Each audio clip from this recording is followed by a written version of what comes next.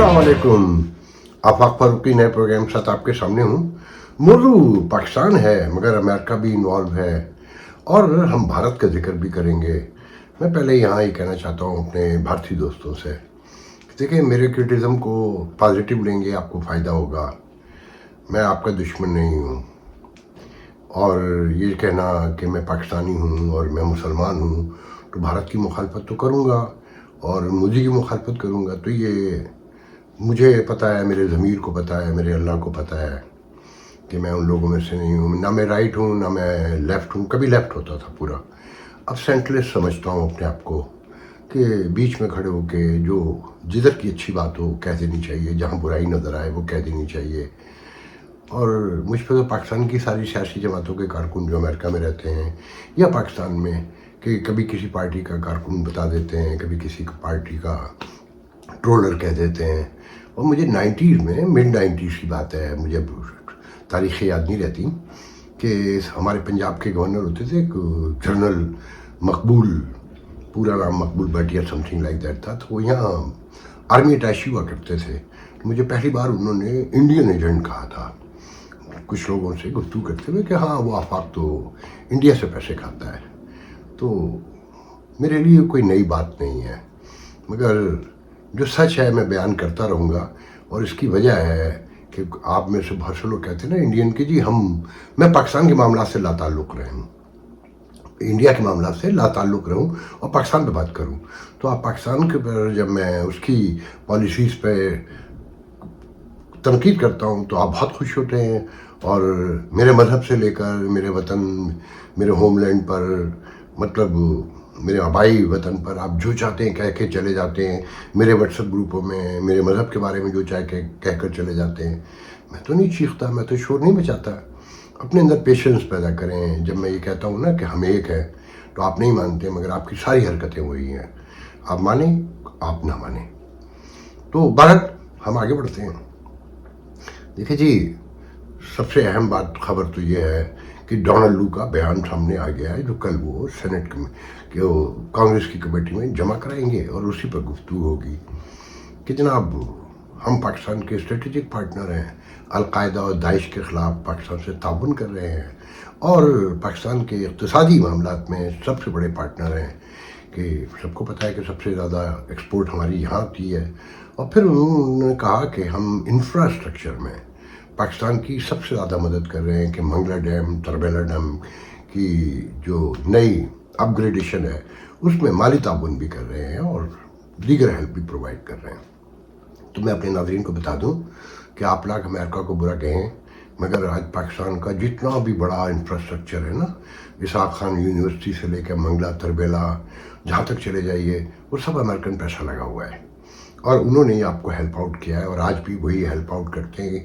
जेब से कैश कोई नहीं देता, ज़राए होते हैं, तरीक़ेकार होते हैं। बहरहाल डोनाल्ड लू आगे चल के कहते हैं कि जनाब इंतखाबात हुए, 60 मिलियन वोट पड़े, 20 मिलियन ख़वातीन के वोट पड़े और 2018 के मुकाबले में आज की असम्बली में 50% ज़्यादा ख़वातीन आई हैं, जो अच्छी बात है। मगर इलेक्शन के दौरान सहाफ़ियों को, ख़ासकर ख़वातीन सहाफ़ियों को कुछ पार्टीज़ के ट्रोलर ने और कारकुनों ने बहुत हिरासा किया। बहुत वाज़ेह इशारा है, सबको पता है, मैं भी नहीं कहूँगा जब डोनाल्ड लू ने नहीं कहा। फिर वो कहते हैं कि जनाब इलेक्शन के दौरान अदालती हुक्म के बावजूद सोशल मीडिया बंद कर दिया गया, नेट बंद कर दिया गया और आलमी इलेक्शन कमीशन मुबस्सिरीन ने ये बताया कि जी मोर देन 50% पोलिंग बूथ पर वोटिंग काउंटी के दरमियान उन्हें नहीं घुसने दिया गया, उन्हें काम नहीं करने दिया गया। मतलब ये सब पीटीआई के हक़ में जाता है ना सारा। और कहा कि हम पाकिस्तान में मजहबी और शहरी और इंसानी हुकूक़ की आज़ादियों के लिए काम करने का अज़्म रखते हैं, उसे आगे बढ़ा रहे हैं और जमहूरियत की तरक्की तरवीज के लिए और उसकी इस्तेहकाम के लिए, उसकी मजबूती के लिए हम कोशिश हैं और काम करते रहेंगे। ये लुब्बे लुबाब है, बाकी जो है सब फसाने हैं। اس میں پی ٹی آئی بھی خوش رہے، حکومت پاکستان بھی خوش رہے اور ہماری اسٹیبلشمنٹ بھی خوش رہے. اس میں کوئی خاص بات نہیں ہے. کل سوالات جو ہوں گے وہ بھی دیکھ لیجئے گا کہ صاف کہہ دیا کہ ہمیں اسٹریٹجک پارٹنر ہیں. اور یہاں میں آپ کو آگے چل کے بتاؤں گا کہ میرے کچھ ذرائع کہتے ہیں کہ بڑی جنگ ہونے والی ہے افغانستان سے. جو پہلے افغان جہاد کہلاتا تھا، جہاد پاکستان شروع ہونے جا رہا ہے. علامہ الحفیظ میرے منہ میں خاک کہ یہ خبر غلط ہو. میں تو صرف وہ بتا رہا ہوں جو میں سنتا ہوں. پھر بڑی خبر یہ ہے کہ پی ٹی آئی کے انٹرا پارٹی الیکشن کو جو ایس کے اکبر جو کہتے تھے کہ میں اس کو پھر چیلنج کروں گا، جو بانی کارکن ہونے کا دعویٰ کرتے ہیں، خان صاحب کے دوست ہیں، الیکشن کمیشن نے تسلیم کر لیا ہے. اب کیا ان کے اراکین اسمبلی جو سنی تحریک کونسل میں ہیں وہ واپس جا سکیں گے، نہیں جا سکیں گے، یہ میں نہیں جانتا.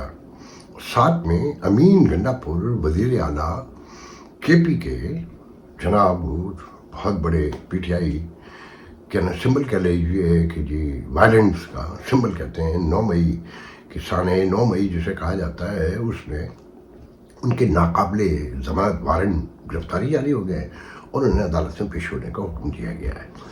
تو میں نے کہا تھا نا ایک دن کہ وہ اٹک گراس نہیں کر سکتے ہیں. تو آنے والے دن کیا ہوں گے؟ جو ماحول بنا ہوا ہے، جو پاکستان نے حملہ کیا ہے، ایئر اسٹرائک کی ہے افغانستان میں، اب تو یہ عام ہو گیا نا کہ جس کا دل چاہے جہاں چاہے پہنچ جائے. جو طاقت کہتے ہیں نا right is might, might is right.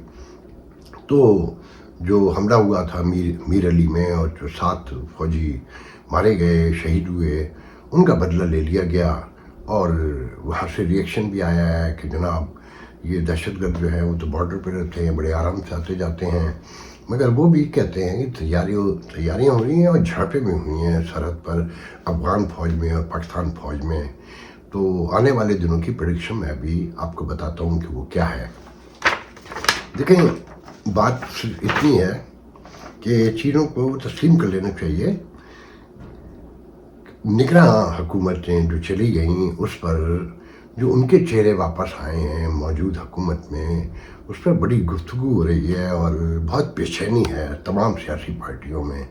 اور خاص کر ایک کلپ بہت وائرل ہوا ہے، اگر بہت سے لوگوں نے دیکھا ہو کہ محسن نقوی سے سوال کیا گیا کہ آپ ایف آئی اے کو بھی ہیڈ کر رہے ہیں، وہ ایف آئی اے جہاں ایک زمانے میں آپ کے خلاف باقاعدہ تفتیش ہو رہی تھی کہ آپ آصف علی زرداری کے سپورٹر ہیں، منی لانڈرنگ میں فیور کر رہے ہیں اور ان کے پارٹنر سمتھنگ لائک دیٹ. تو اس نے کیٹاگوریکلی اس کو ڈینائی کیا. اور بالکل عمر ایوب نے جیسے کہا تھا نا کہ ایوب خان نے الیکشن نہیں لوٹے اور میرے باپ نے فاطمہ جناح کے جلسے پہ کوئی گولی نہیں چلائی، یہ ہسٹوریکل فیکٹ نہیں ہے.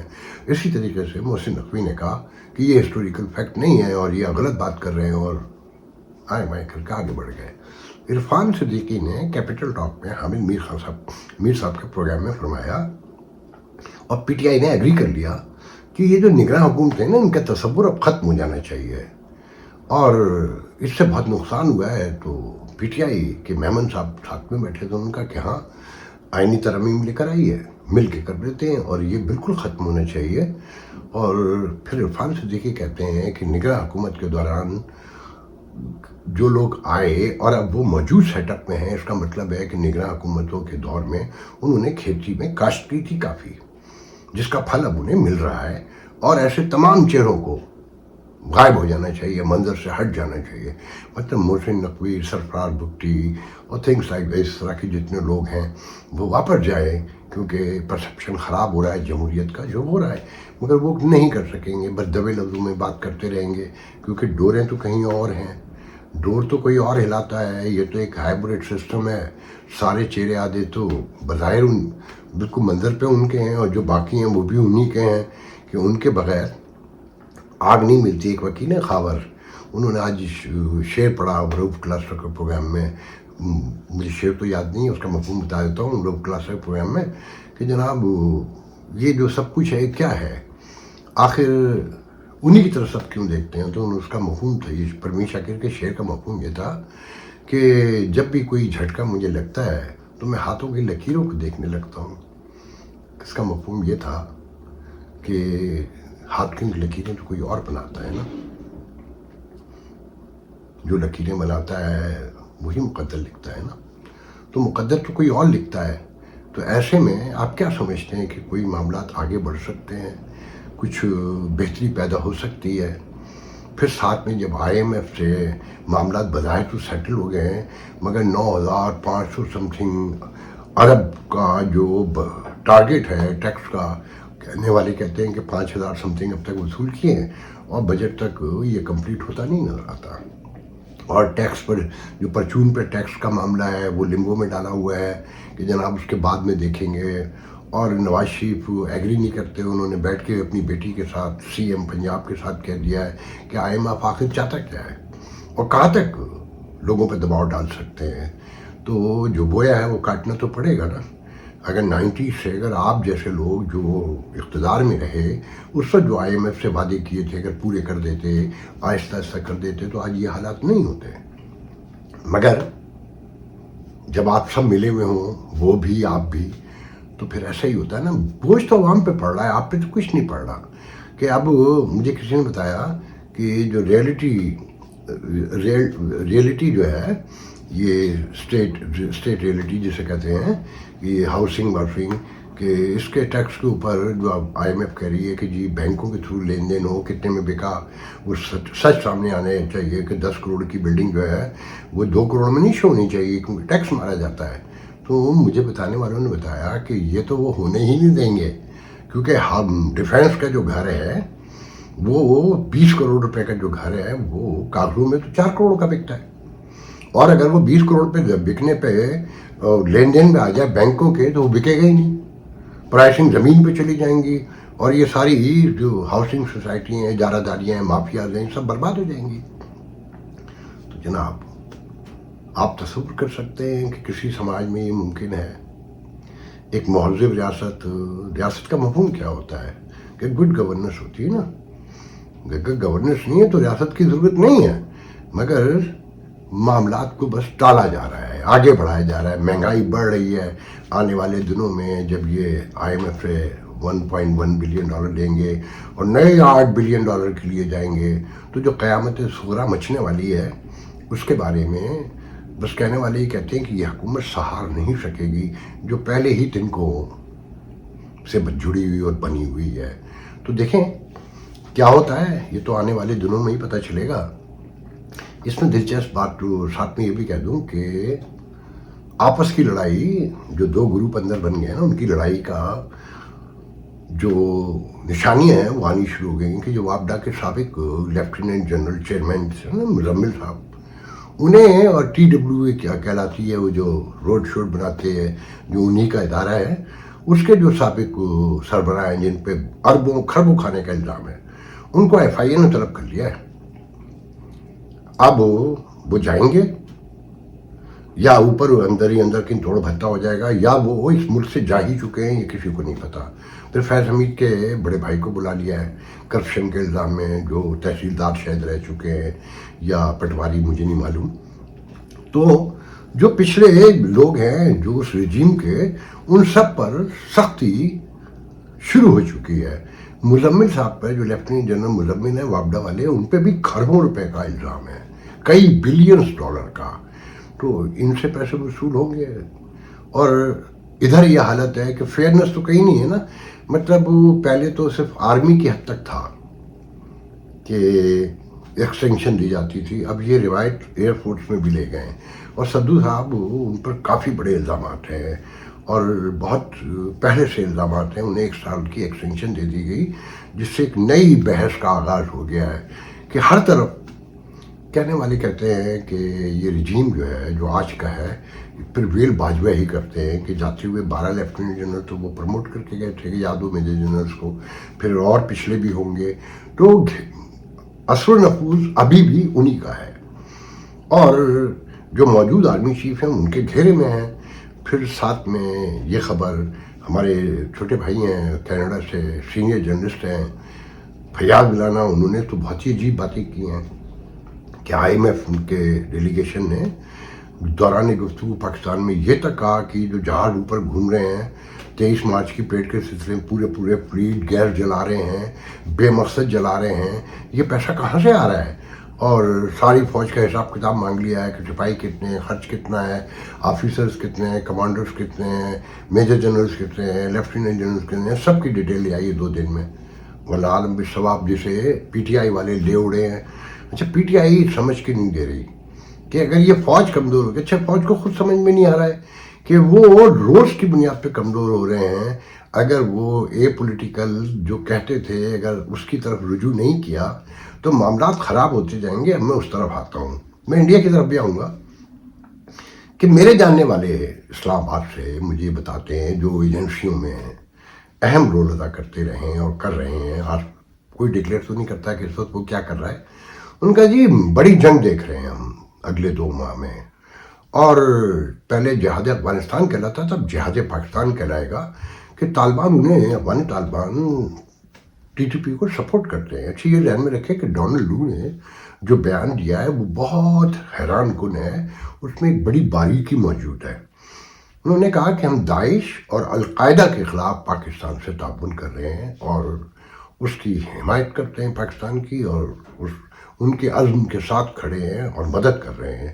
انہوں نے ٹی ٹی پی کا ذکر نہیں کیا، جو میرے لیے بہت حیران کن ہے کہ جو ڈپلومیٹک زبان ہوتی ہے نا وہ بہت گہری ہوتی ہے، بہت باریک ہوتی ہے، بہت غور و فکر، سوچ و بچار اور پورے میننگ کے ساتھ لکھی، پڑھی اور سمجھی جاتی ہے. تو میں اس پہ حیران ہوں کہ ٹی ٹی پی کا ذکر نہیں ہے اس میں.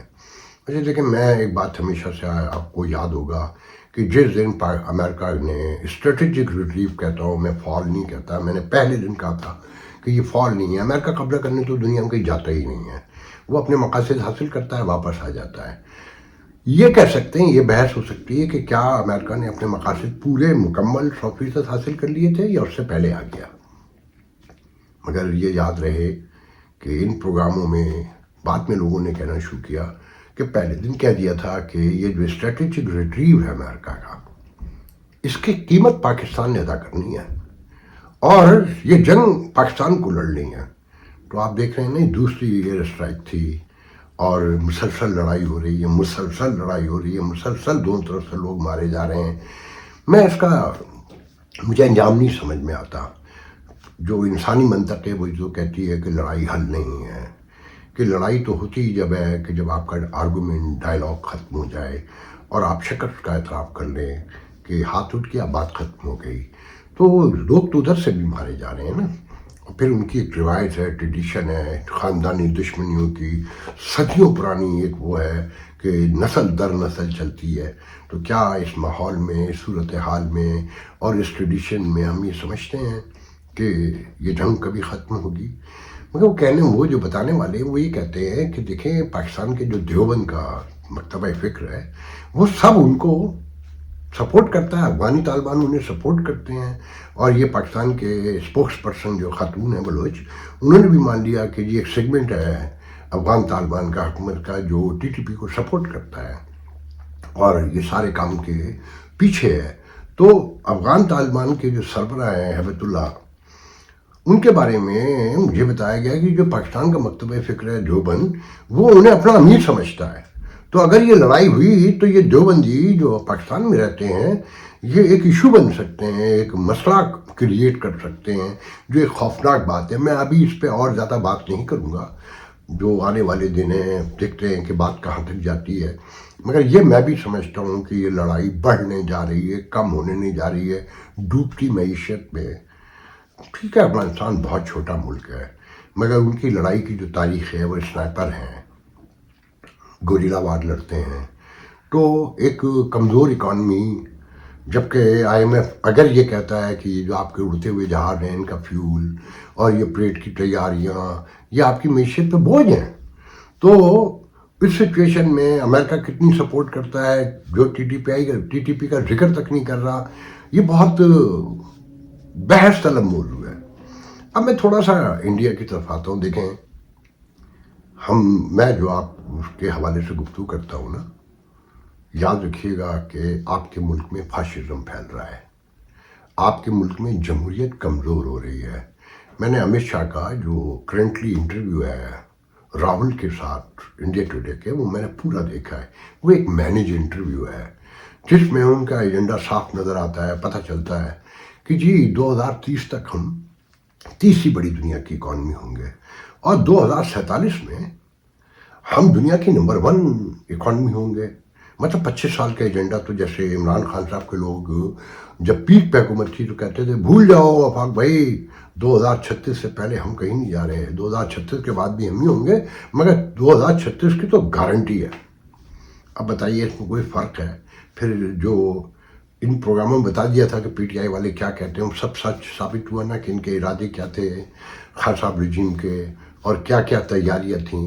تو آپ کے ابھی جمہوریت میں کون کیسے کہہ سکتا ہے کہ ہم 25 سال کا ایجنڈا لے کر آئے ہیں اور 30 سال کا ایجنڈا لے کر آئے ہیں. اور جہاں تک فرسٹ اکانومی کی بات ہے نا, میں صرف اتنا کہتا ہوں یہ آپ ہی کے لوگ کہتے ہیں. سب سے پہلے ذہن میں رکھیں میں آپ کے میڈیا اور آپ کا سوشل میڈیا, آپ کے لوگ, آپ کے انٹلیکچوئل جو کہتے ہیں میں وہیں سے لاتا ہوں. میں یہاں رہتا ہوں, میں گراؤنڈ ریلیٹیوز 100% بیان نہیں کر سکتا. کہ وہ کہتے ہیں کہ جی آپ کے یہاں آپ کی اکانومی یا آپ کی جو سائنس ٹیکنالوجی وہ یہ ہے کہ آپ کے جو فون ہے نا, ٹیلی فون کا جو ڈیوائس ہے, ایکوپمنٹ ہے, وہ بڑی بڑی کمپنیاں جو ہیں جتنے بھی ڈیوائس لائیں وہ چائنا سے لے کر اس پہ ری برانڈ کرتی تھی, اپنی کمپنی کا نام لکھتی تھیں اور لا کے یہاں بیچتی تھی. اربوں خربوں, دنیا حیران کہ اتنی بڑی مارکیٹ اور اتنی بڑی ترقی. تو وہ سب چائنیز کو فائدہ پہنچا رہے تھے, بنواتے وہاں تھے, بیچتے یہاں تھے اپنی کمپنی کا نام لے کے. تو یہ ہے آپ کی ترقی کہ آپ نے سائنس ٹیکنالوجی میں ابھی تک کوئی کارنامہ انجام نہیں دیا. اور یہ آپ دیکھ چکے ہیں نا کہ یہ آرٹیفیشیل انٹیلیجنس کا دور ہے. میں یہاں بہت لمبا نہیں کرنا چاہتا کہ ابھی سی بی ایس کا پروگرام دیکھا 60 منٹ جو آنے والی دنیا ہے اس میں جو بتایا گیا ہے کہ 40% تو جاب ختم ہونے جا رہے ہیں دنیا سے. اور مین کائنڈ ہسٹری میں یہ دنیا کا سب سے بڑا, انسانی تاریخ کا سب سے بڑا انقلاب ہے. اس نے دکھایا ہے کہ حالات یہ ہو چکے ہیں کہ روبوٹ جو ہے نا فٹ بال کھیل رہے ہیں جس کی پروگرامنگ ہی نہیں ہوئی ہے, بالکل عام انسانوں کی طرح فٹ بال کھیل رہے ہیں. اور آنے والی جنگیں, آنے والے دن, جو کچھ بھی ہے وہ سب روبوٹ کے تھرو ہوگا, وہ کمپیوٹر کے تھرو ہوگا. اور یہ تو ہم نے دیکھ لیا نا کہ ایروزینا سے ایک لڑکی کوک پیتے ہوئے, چپس کھاتے ہوئے ایک براؤس گھماتی ہے اور دھماکہ ہوتا ہے کابل میں ایک خاص جگہ پہ جہاں احمد زیواری بیٹھے ہیں. ان کی بیگم آرام سے بیٹھی رہ گئی, بچے آرام سے رہ گئے اور وہ محترم فارغ ہو گئے. تو یہ ہے ٹیکنالوجی کا دور. تو اس میں جب آپ یہ دعویٰ کرتے ہیں کہ 2047 میں آپ نمبر 1 اکانومی ہوں گے, اللہ کرے آپ کی بات سچ ہو, مگر ایسا لگتا نہیں.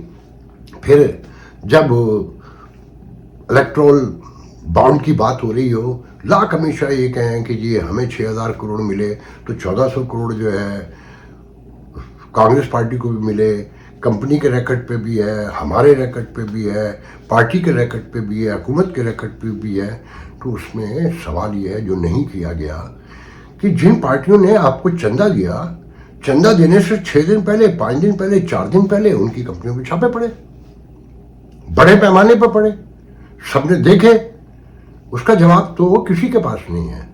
یہ آپ کا بتانا کہ جناب ہم نے 370 ختم کی, 3 طلاقیں ختم کی, ہم نے مسجد تو کی جگہ پہ مندر بنایا. آپ نے مندر بہت بنائے, 9 سال میں 2,13,422 مندر بنائے آپ نے. یہ خطرے کی علامت ہے. اسی طرح پاکستان میں ہوا تھا کہ مدرسے ہی مدرسے بن رہے تھے 2000 سے پہلے, اور پھر کھیل دیکھا آپ نے. اور 9 سال میں آپ کے 51,000 اسکول کم ہو گئے. یہ آپ کے لیے خطرے کی گھنٹی ہے. اس پہ غور کریں کہ ٹھیک ہے پربھو کی ڈیمانڈ تو بڑھ گئی, مگر سرسوتی کہیں پیچھے غائب ہو گئیں, پتہ نہیں چل سکا. تو یہ جو مندر بڑھ رہے ہیں نا, ہم جو پریشان ہوئے, اگر ہم نوٹ کریں کہ 9/11 ہونے سے پہلے امریکن میڈیا پاکستان میں مدرسوں کے تلاش میں نکل کر پہنچ چکا تھا اور بتا رہا تھا کہ یہاں کیا صورتحال ہے. تو آپ کے یہاں بھی 2,13,422 نئے مندر آ گئے, اور روز میں مندر بن رہے ہیں. آنے والے دنوں میں کاشی متھرا, وہ بھی آپ لوگوں کے ان کے ایجنڈے پہ, وہ سب بتا دیا انہوں نے. اور یہ کہنا کہ مسلمان دھوکے میں نہ آئیں, آپ یہ بتائیے کہ آپ کے سوشل میڈیا پہ اس لڑائی کے علاوہ کچھ ہے؟ یا اگر میں آپ کے رام کے بارے میں کوئی بات کرتا ہوں, میں سب کا احترام کرتا ہوں, بخدا دل سے کہہ رہا ہوں, تو یہ کیا میں نے اپنے پاس سے کہا ہے کہ رام کو کنٹروورشل تو آپ لوگوں نے خود بنایا ہے نا. 10 سال پہلے تو وہ کنٹروورشل نہیں تھے. یا آج اگر مودی کی طرف سے آپ یہ کہتے ہیں کہ ساری ترقی مودی کی ہے, تو آپ یہ کریں کانگریس جو ہے نہرو سے لے کر 2014 تک کانگریس گھاس کھودتی رہی ہے. یا 55 لاکھ کروڑ کا جو قرض تھا جو 2,55,00,000 کروڑ تک پہنچ گیا, اس میں کتنا انفراسٹرکچر بنایا ہے, یہ آپ ہی کے لوگ سوال کر رہے ہیں, میں نہیں کر رہا ہوں. دیکھیں جب کوئی پارٹی یہ کہے نا, پہلے پیشگیش بتا دے کہ 370 ہمارے ہیں, 30 ہمارے اتحادیوں کے, 400 پار ہونا ہی ہونا ہے, اور اسے کوئی روک ہی نہیں سکتا. اور ایک قرآن پڑا ہوا ہو کہ ای وی ایم جو ہے الیکٹرانک ووٹنگ مشین وہ فراڈ کا ذریعہ ہے, اور پوری دنیا میں سب کو پتہ ہے. تو آپ اپنے مستقبل کے بارے میں طے کر لیں. تیسری اور پہلی اکانومی بننا تو دور کی بات ہے, آپ دوبارہ 10ویں 11ویں نہ بن جائیں. میں آج کے لیے بس یہیں پہ اجازت چاہوں گا, اور اپنے انڈین دوستوں سے کہوں گا کہ عین ممکن ہے کہ میں کہیں غلط ہوں, میرا تجزیہ غلط ہو سکتا ہے, میں ایک ایوریج انسان ہوں. میں یہ نہیں کہتا کہ میں کوئی انٹلیکچوئل ہوں, میں کوئی ایکسٹرا آرڈنری ہوں, نو آئی ایم ناٹ. مگر میں بے ایمانی نہیں کرتا, غلط ہو سکتا ہوں, درست کیجئے. مگر جھوٹے گھٹیا ٹونٹنگ اور طنز اور الزامات, اس سے معاملات خراب ہوں گے. ہمارا دل آپ کے لیے دھڑکتا ہے اس لیے کہ اگر آپ کے یہاں جمہوریت مضبوط ہوگی تو ہمیں ایک امید ہے کہ شاید ہمیں بھی اس کا کبھی کوئی فائدہ پہنچ جائے. آج کے لیے دیجیے, انشاءاللہ کل گفتگو کی. اللہ حافظ.